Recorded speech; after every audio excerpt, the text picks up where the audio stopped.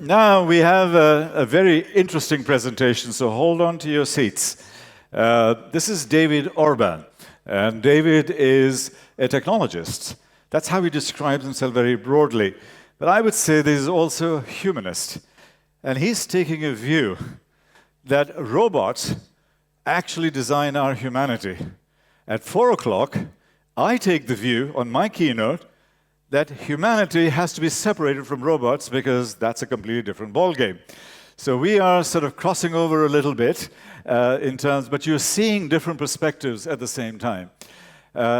David has a beautiful presentation, very visual, and I'm sure you will enjoy it. So please welcome our very, very special David Orban. Over to you. Thank you and welcome. Indeed, my presentation is very visual. I am going to talk to you about how humanity can flourish in the age of AI and robots. Because I believe that we will gain new degrees of freedom, and it will enable us to decide and design our future. If you like my slides, this is the only photo you need to take, because then you can download the entire presentation. Actually, not in this crazy, incredible format that our organizers put up and surprised us with, but in a little more traditional and manageable format for your own use and hopefully inspiration.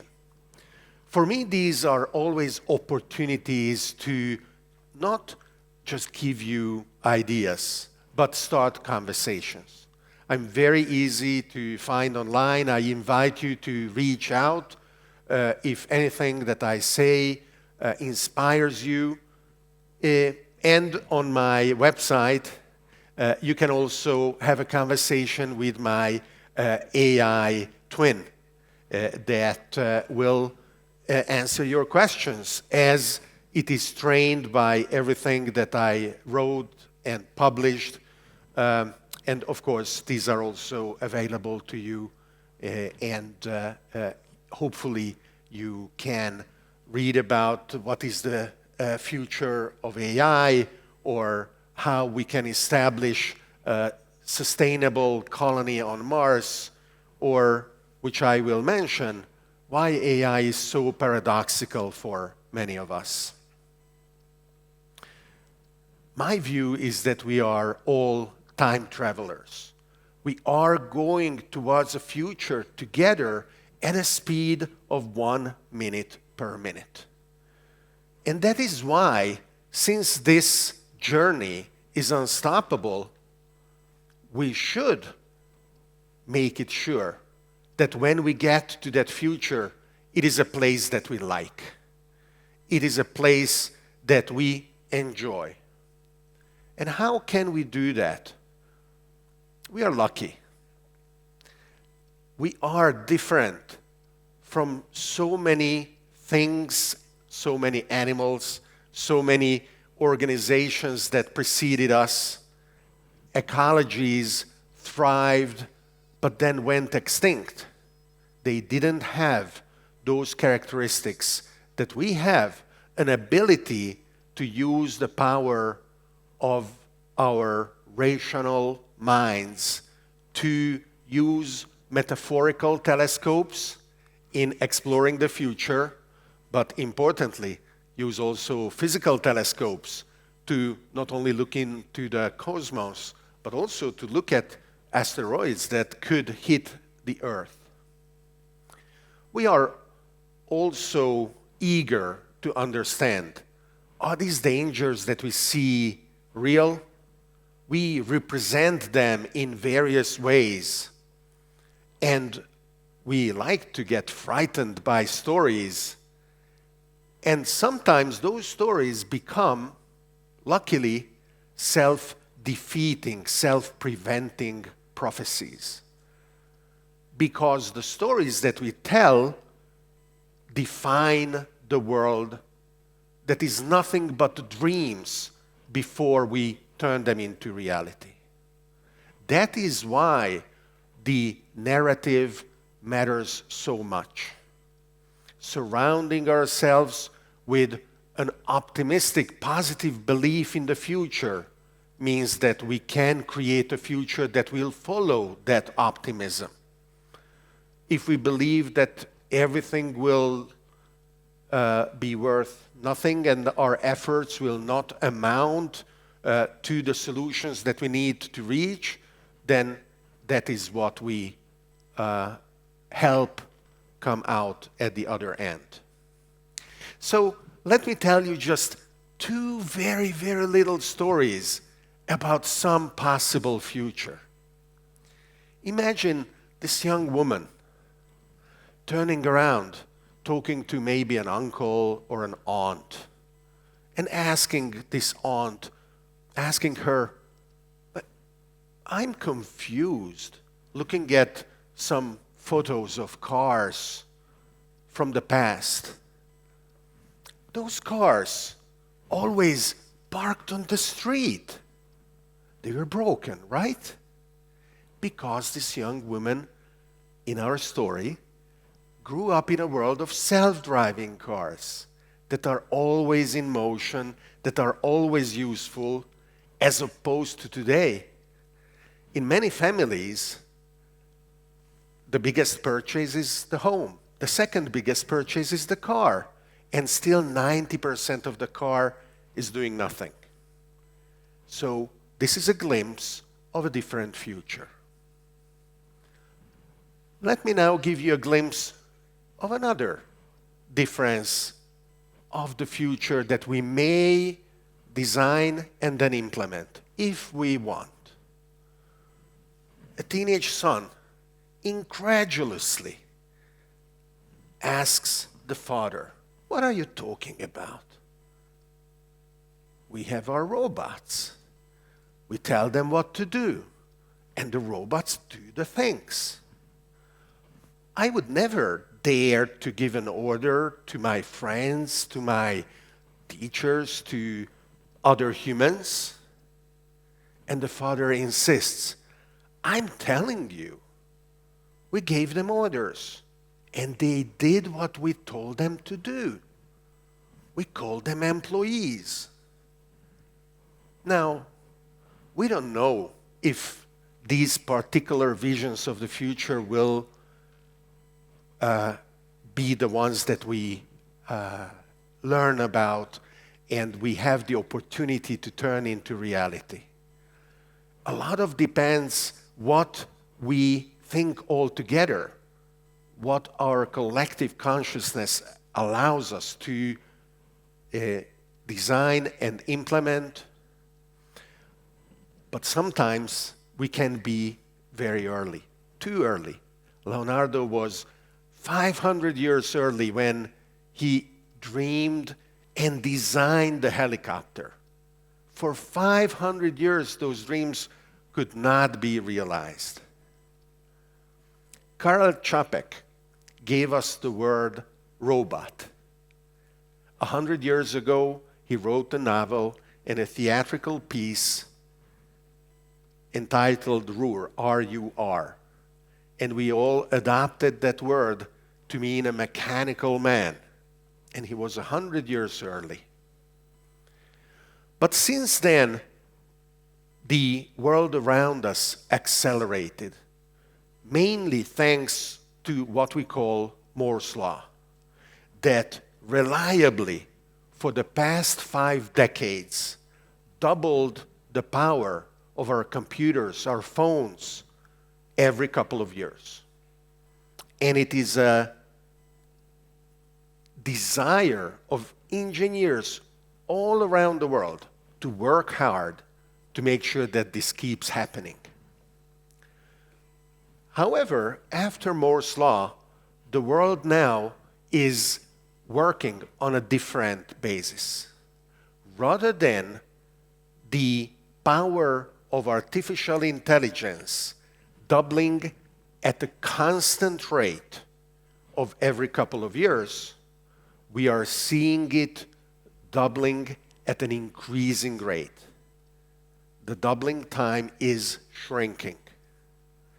And we don't know if this can keep going for the next 50 years, but this acceleration of acceleration is what we are now seeing shaping the world and bringing closer things that even experts expected to happen 20, 30 years in the future. And instead, surprised, the experts say, wow, I didn't expect it, but it happened now, rather than when I was projecting it based on my previous expectations. I published a paper about this just this past July with a mathematical framework calling it the Jolting Technologies Hypothesis. And 2 weeks later, the research group Matter came out with their new results saying that the AI agent's abilities, rather than doubling every 7 months, that as previously observed, now are doubling every 4 months. The reason why this is so important is because we need these advanced capabilities. Self-driving cars, so that we can stop the war killing 1 million people a year. We need smart objects that when a suicidal pilot gives an order to crash against a mountain, the plane can say, sorry, I don't want to die, and I don't want to kill everyone else on the plane either. Our most dangerous enemies are not the smart machines or the dumb machines.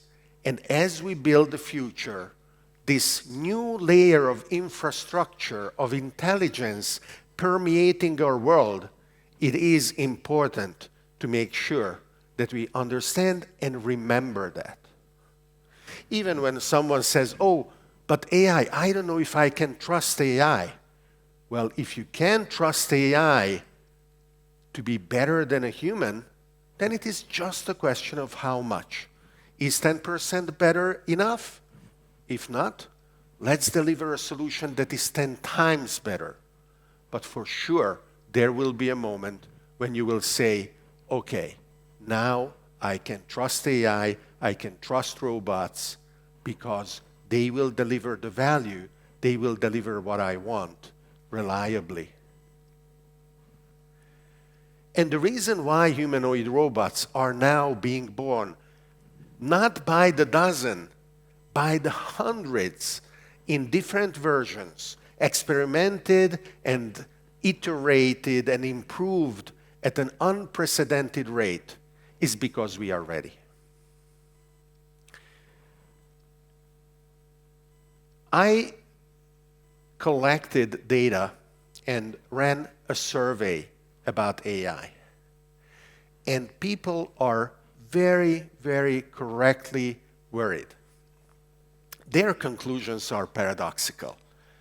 The longer they use the AI, the more they believe that it will benefit them personally, but it will potentially have a negative impact on society. And the reason, of course, is this is a paradox, is because we are society. If each of us benefits from AI individually, then it cannot be, but society will benefit as well, as long as we want it.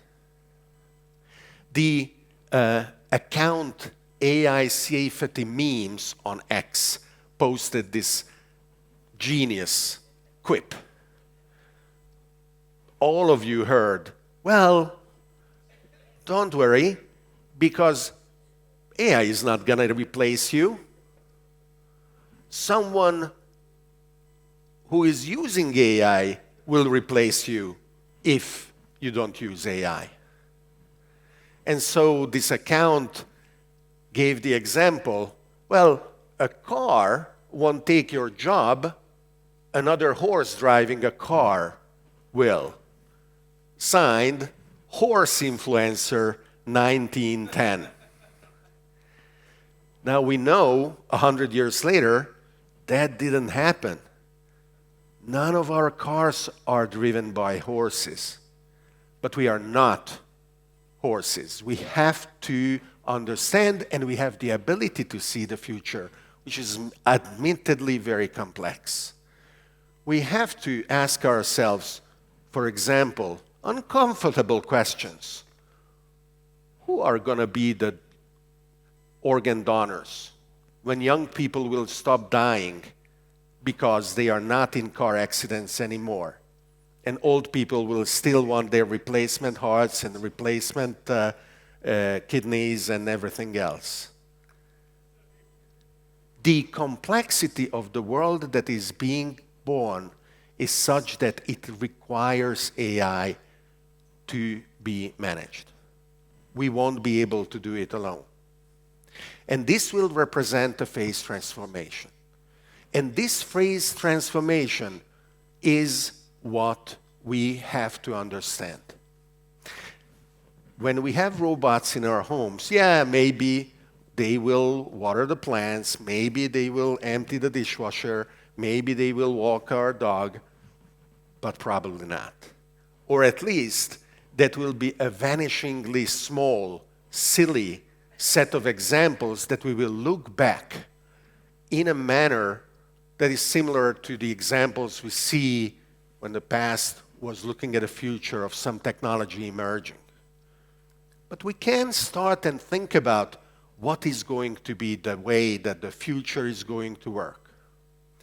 This video was posted just a few days ago, and I don't want you to concentrate on why we want to keep kicking our robots all the time, and why is this the way we believe we should represent us to them in the future than when they will be looking back. What I want you to look at is the robot making a mistake and completely unfazed recovering from it. It is a kind of superhumanoid reaction that biological humans would not be able to emulate. And it is just a tiny example of how the world that is full of humanoid robots will be different from today. It is important to understand we are not in a zero-sum economy. Everyone who talks about jobs disappearing misunderstands this. Everyone who talks about the billionaires that need to be taken down, taxed out of existence, doesn't understand that if we destroy our dreams, we will destroy the open aspirations of not only billionaires, but billions of people who want to create new realities, who dream about the future. But we know that the human component in the smartest organizations of people, of businesses, is crucial. It is what gives value to those organizations. The nature of work always changed. Isn't it amazing that 1% today can feed the 100%, and another 1% extracts the raw materials that we need, all of us? And now, before it is too late, we can and must start a broad conversation around what shape the society is going to have as we introduce these radical new technologies in it. I believe that the nature of work will profoundly change. Too many people are labeled invaluable, or, sorry, without value, because they don't have a job. And this will completely disappear. We will recognize the value of human aspirations. And many of us will be able to turn back and ask ourselves if our choices originally were correct, or make new choices. Who knows how we will be able to design our lives? What kind of choices, supported by the new infrastructure of AI and robots, we will be able to make? Are we going to become rock stars in their 60s or 70s without having ever dreamed this a possibility before? Are we going to go to space? Too many today live lives that are almost zombie-like, unthinking. And one of the biggest possibilities that these new degrees of freedom give us is to become the opposite, what I call luminaries, promoting human purpose and designing lives that are worth living. So this is what I want to leave you with. Just as the internet increased 1,000-fold our ability to make mistakes and survive those mistakes, we will increase our rate of experimentation further. And we will make mistakes by the million, and we will learn from those mistakes. Today, we have very, very powerful technologies that enable us to go from our ideas to actions without any discontinuity, with instantaneous execution. And what this gives us is a world of unbounded opportunities. So, after all of this, the only question that remains, if you can be part of this, if you can experiment what are the limits of your adaptability, and after touching those limits, if you overcome them, and overcoming them build a new world. Thank you.